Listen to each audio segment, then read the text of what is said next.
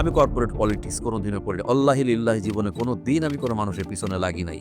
আপনি আপনার সিনিয়র যে তার সামনে বেশি কথা বলতে যাবেন না, বেশি স্মার্টনেস দেখাতে যাবেন না। বেশ কিছু জানেন, ইংরেজি জানেন, উর্দু জানেন, ফার্সি জানেন, সঙ্গীত জানেন, সাহিত্য জানেন, এটা জানেন, ওইটা জানেন, সেটা জানেন, মানে জানার কোনো শেষ নাই। এই ভাব যদি আপনি নিতে যান, ইউ উইল বি কট। আপনার বিরুদ্ধে যে লাগবে তার সাথে আপনার পরীক্ষা হবে দাঁত শক্ত না রুটি শক্ত। আপনি নিজেকে অষ্টধাতুর মাদুলি হিসেবে তৈরি করে ফেলেন যাতে কামড় দিতে না পারে।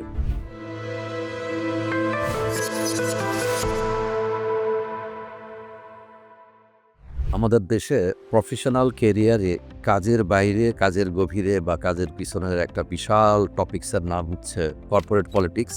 এটা সম্পর্কে একটু সচেতন না হলে যারা ক্যারিয়ারিস্ট, যারা উচ্চাভিলাষী, তাদের পদে পদে বাধা বা বিঘ্ন আসবে। এ প্রসঙ্গে বলতে চেয়ে আমি একটা উদাহরণ টানতে চাই। আমরা কুরুক্ষেত্রের যুদ্ধের কথা জানি, যেখানে কুরুরা 100 ভাই এবং পাণ্ডবেরা 5 ভাই যুদ্ধ হয়েছিল জ্ঞাতি ভাইদের মধ্যে।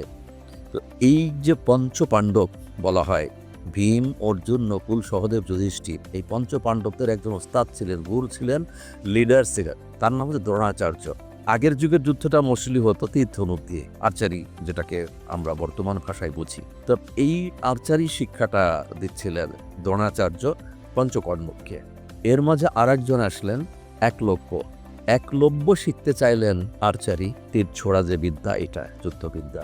আনফর্চুনেটলি একলব্য ছিল নিষাদ গোত্রের, অর্থাৎ যারা বনে জঙ্গলে থাকে, শিকার করে, অর্থাৎ যে বর্ণ প্রথা অনুযায়ী খুবই নিম্ন বর্ণের। যেহেতু টিচার বা লিডার ছিলেন দ্রোণাচার্য, উনি অস্বীকার করলেন যে না, তোমাকে আমি এটা শেখাতে পারবো না। উনি হচ্ছে উচ্চ বর্ণের যারা, তাদেরকে শেখাচ্ছেন, পঞ্চপাণ্ডবের টিচার। যেহেতু একলব্য গুরু হিসেবে মেনে নিয়েছিলেন দ্রোণাচার্যকে, উনি গুরু রিফিউজ করলেও একলব্য গুরু কথাকে পাত্তা দেয় নাই, মানে নাই। সে জঙ্গলে বসে গুরুর একটা আবক্ষ মূর্তি তৈরি করে সেই মূর্তির সামনে বসে বসে সে তীর ছুড়ত এবং এই তীরন্দাজ হওয়ার পরীক্ষা দিত। এই যে তার অনুশীলন, এই অনুশীলন করতে করতে করতে করতে একসময় এত পরিশীলিত হয় যে সে অনেক উঁচু স্তরের একজন তীরন্দাজ হয়ে যায়। এর কোনো কিছুই কিন্তু দ্রোণাচার্য জানতেন না। কোনো একদিন দ্রোণাচার্য যখন জঙ্গলের পথ দিয়ে যাচ্ছিল, তখন একটা হিংস্র জন্তু দ্রোণাচার্যর দিকে খুব দ্রুতভাবে ধাবিত হচ্ছিল তাকে আক্রমণ করার জন্যে। এবং ওরকম অবস্থায় গুরু দ্রোণাচার্য ভয়ে চমকে উঠেছিলেন, আঁতকে উঠেছিলেন। কি করে নিজেকে রক্ষা করবেন? এটা দূর থেকে সেই যে অস্বীকার করা যে শিষ্য একলব্য এটা দেখেছিলেন। সে নিজেকে এই তীর ছোড়ার যে বিদ্যা, তীরন্দাজ হিসেবে এত উৎকর্ষের দিকে নিয়ে গিয়েছিল যে তার ধনুক থেকে 2টা তীর একসঙ্গে এমনভাবে ছড়ল, ওই হিংস্র জন্তুটা যখন আক্রমণাত্মক অবস্থায় ছিল, তীরটা যে ওর মুখে ঠিক এভাবে মুখের 2 পাশ দিয়ে এসে এমনভাবে গেঁথে গেল যে সেই হিংস্র জন্তুটার কামড়াতে পারল না। দ্রোণাচার্য চিন্তা করলেন যে আমি হচ্ছে জগৎশ্রেষ্ঠ তীরন্দাজ, বর্ণশ্রেষ্ঠ পাণ্ডবদেরকে আমি শিখাই। আমি নিজেও তো এরকম তীর ছোড়া জানি না, এ তীরন্দাজ কে? যখন বিপদ থেকে উনি মুক্তি পেলেন, তখন তার প্রথম কোশ্চেন মাথায় আসলো, who is that second person in my territory? তখন খুঁজতে খুঁজতে পাওয়া গেল একলব্যকে। তাকে জিজ্ঞেস করলো যে বাবা, তুমি যে আমাকে আজকে এভাবে সেভ করলে, রক্ষা করলে হিংস্র জন্তুর হাত থেকে, তোমাকে এটা কে শেখাবো? একলব্য উত্তর দিলেন, আপনি। আমি কি করে? আমি তো তোমাকে কোনোদিন শিখাইনি। তো বললে, আমি একদিন আপনার কাছে গিয়েছিলাম শেখার জন্য, আপনি আমাকে শেখাতে অস্বীকার করেছিলেন, বাট আপনি আমাকে অস্বীকার করলেও গুরু হিসাবে আপনাকে আমি অস্বীকার করি নাই। আমি জঙ্গলে আপনার মূর্তি তৈরি করে আপনার মূর্তির সামনে বসে বসে আমি এই তীর ছড়া শিখেছি। দ্রোণাচার্যের মাথায় তাৎক্ষণিকভাবে সেই কর্পোরেট পলিটিক্সটা চলে আসলো যে গুরু আমি যদি হই, তুমি কি গুরুকে গুরু দক্ষিণা দিয়েছ? তো যেহেতু গুরু দক্ষিণা দেয়নি, সঙ্গে সঙ্গে দ্রোণাচার্য চেয়ে বসলেন, গুরু দক্ষিণা দাও। একলব্য বললেন, আপনি যা চান আমি তাই দিব। বলে, তোমার এই ডান হাতের বুড়ো আঙ্গুলটা কেটে দাও আমাকে।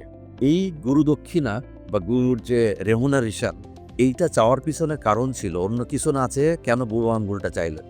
কারণ দ্রোণাচার্য জানতেন ওর বুড়ো আঙ্গুলটা কাটা হলে আর জীবনে কোনো দিন সে তীর ছুটতে পারবে না এত নিখুঁতভাবে, এবং মানে আমি ছাড়া যে আর দ্বিতীয় কোনো তীরন্দাজ নেই, ওস্তাদ নেই, গুরু নেই, সেটা থেকেই যাবে। আমার কোনো কম্পিটিটর আর এই অঞ্চলে থাকলো না। দ্রোণাচার্য যখন এই কথা বললেন, তখন একলব্য তার ডান হাতে বুড়ো আঙ্গুল কেটে দিয়ে দিলেন। এবং এখানেই পরিসমাপ্তি হয়ে গেল একটা উদীয়মান প্রতিভার। ছিল নিষাদ, ছিল জঙ্গলে বসবাস করি, সো হোয়াট? তার মধ্যে ট্যালেন্ট ছিল, তার মধ্যে ক্যাপাসিটি ছিল, তার মধ্যে পোটেনশিয়াল ছিল। আ গুরু আর a leader is suppose to develop or nurse up all the qualities of the junior and develop him or আর as second to him or even better to him.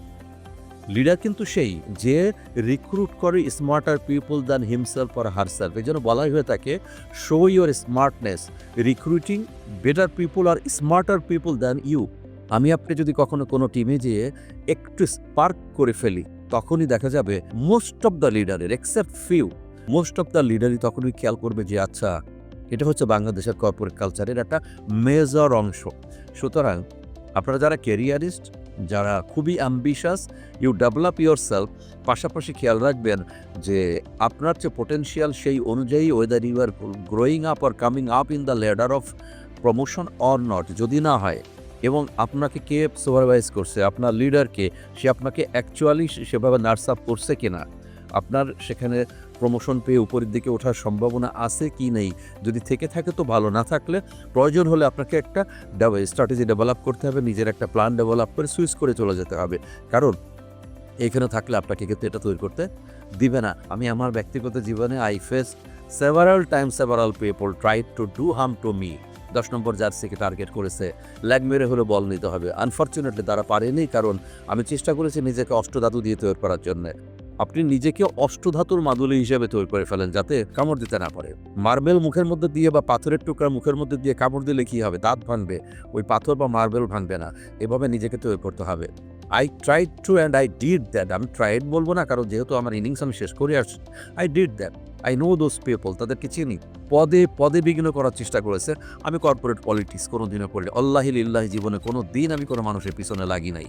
But আমার পিছনে যারা লেগেছিল আমি সবই বুঝতে পারতাম, এবং টেকনিক্যালি আমি নিজেকে এমনভাবে তৈরি করেছিলাম যে কামড় দিলে দাঁত ভাঙবে, কিন্তু মার্বেলের বা পাথরের কিছু হবে না। সেখান থেকে একটা শব্দ আমি প্রায়ই বলি, আমার যারা পুরনো কলিগ আছেন বিভিন্ন ইন্ডাস্ট্রিতে তারা জানেন আমি একটা কথা বলি, দাঁত শক্ত না রুটি শক্ত? পরীক্ষাটা হয়ে যাক। দাঁত শক্ত না রুটি শক্ত ব্যাপারটা হচ্ছে এই পৌষ মাঘ মাসের খুব কঠিন শীতের রাত্রে যদি পানি গরম না করে কাঁচা পানি দিয়ে যদি আটা মেখে রুটি তৈরি করা হয় এবং সেই রুটির কোনো অবশিষ্ট অংশটা টেবিলের উপর থাকে, ডাইনিং টেবিলে থাকে, ভোরবেলা দেখা যাবে এটা চামড়ার মতো হয়ে গেছে। সেই রুটি কামড় দিয়ে খেতে গেলে খুব কঠিন হয়ে যায়। তখনকার পরীক্ষা হচ্ছে দাঁত শক্ত না রুটি শক্ত। তো আপনাকে কিন্তু সেরকম তৈরি হতে হবে যে আপনার বিরুদ্ধে যে লাগবে তার সাথে আপনার পরীক্ষা হবে দাঁত শক্ত না রুটি শক্ত। সুতরাং আপনি শুধু কাজ শিখবেন, টেকনিক্যাল জিনিস শিখবেন, সফট স্কিল শিখে যাবেন, আরও বেশ কিছু জিনিস শিখে নিজেকে তৈরি করছেন, MBA করে সার্টিফিকেট জমা দিচ্ছেন, না, এগুলো হলেও হবে না। সব কিছু উপাচার যখন একত্রিত হয় তারপরেও হবে না। কারণ কি? আপনার এই যে অদৃশ্য যে পলিটিক্স আছে, এই পলিটিক্সটাকে স্মেলটা বুঝতে হবে এবং সেই অনুযায়ী আপনাকে স্ট্র্যাটেজি ডেভেলপ করতে হবে। You have to develop yourself indispensable for the organisation. Sometimes আসলে এই কথাটা কিন্তু খুব খারাপ, কারণ কোনো ব্যক্তি যদি প্রতিষ্ঠানের জন্য ইনডিসপেন্সেবল হয় আর প্রতিষ্ঠান যদি ব্যক্তির জন্য ইনডিসপেন্সেবল হয়, দুটাই ডেঞ্জারাস। বাট এই পলিটিক্সের ব্যাপারে বলছি আমি, কর্পোরেট পলিটিক্সের জন্য বাংলাদেশের কনটেক্সটে আপনি নিজেকে এমনভাবে ইনডিসপেন্সেবল করবেন যে আপনার ডিপার্টমেন্ট, আপনার কাজ আপনি ছাড়া কেউ করতে পারবে না, চিন্তা করতে পারবে না, আপনার মালিক পক্ষ চিন্তা করতে পারবে না, আপনার সিনিয়র চিন্তা করতে পারবেন না। আর যদি এমনও হয় সেক্ষেত্রে ইজিলি ইউ ক্যান সুইচ, কারণ আপনি নিজেকে যেভাবে তৈরি করে ফেলেছেন ইন্ডাস্ট্রিতে আপনার সুনাম থাকবে এবং ইন্ডাস্ট্রি পিপলই আপনাকে কিন্তু দাওয়াত করে নিয়ে যাবে। This is the total message. আমি আসলে মহাভারতের গল্প এই জন্যই নিয়ে আসলাম। সেখানেও কিন্তু দ্রোণাচার্য যে কর্পোরেট পলিটিক্স করেছিলেন যে আমার উপরে আর কোনো দ্বিতীয় স্পার্কলিং পিপল আমি রাখবো না, এবং এ প্রসঙ্গে দেখবেন 48 রুলস অফ পাওয়ার বলে একটা কেতাব আছে, যদিও এটার অনেক কিছু অনৈতিক এবং এই বইটা আমি পড়েও আমি এটাকে রিকমেন্ড করি না। বাট এটা প্রথম যে রুলস অফ পাওয়ার, সেখানে বলা হচ্ছে নেভার আউটশাইন ইউর মাস্টার। মাস্টার মানে আপনার বস, আপনার লিডার, আপনার সুপারভাইজার, আপনার ম্যানেজার। নেভার আউটশাইন মানে হচ্ছে আপনি আপনার সিনিয়র যে তার সামনে বেশি কথা বলতে যাবেন না, বেশি স্মার্টনেস দেখাতে যাবেন না। বেশ কিছু জানেন, ইংরেজি জানেন, উর্দু জানেন, ফার্সি জানেন, সঙ্গীত জানেন, সাহিত্য জানেন, এটা জানেন, ওটা জানেন, সেটা জানেন, মানে জানার কোনো শেষ নাই। এই ভাব যদি আপনি নিতে যান, you will be caught. So simply আপনার কাজ যেটুকু কাজটুকু করেন, আর যা যা জানেন এটা আপনার মধ্যে রেখে দেন, কারণ সব জায়গায় সব কিছু প্রকাশ করতে হয় না, প্রচার করতে হয় না। তো এই ভিডিওর মধ্যেই আমি 48 রুলসের বইটার রেফারেন্সটা শুধু আনলাম। আমি আবারও মেন করে বলছি, বইয়ের 48 রুলস যেটা, সব রুলগুলো কিন্তু আমাদের নীতি নৈতিকতা মূল্যবোধের সঙ্গে যায় না, এবং স্পেশালি অ্যাজ এ মুসলিম যায় না। যে কারণে আমি কখনো রিকমেন্ড করবো না যে এই বইটা পড়ে সমস্ত রুলগুলো আপনি এক্সিকিউট করেন। কিন্তু ওর একটা রুল যেটা, এই রুলটাকে আমি বাংলাদেশের কনটেক্সটের কারণে মেনশন করলাম, যে নেভার আউটশাইন ইউর মাস্টার। কখনোই আপনার মাস্টারের চেয়ে বা আপনার বসের চেয়ে নিজেকে উজ্জ্বল করে গড়ে তোলার চেষ্টা করবেন না। Thank you very much.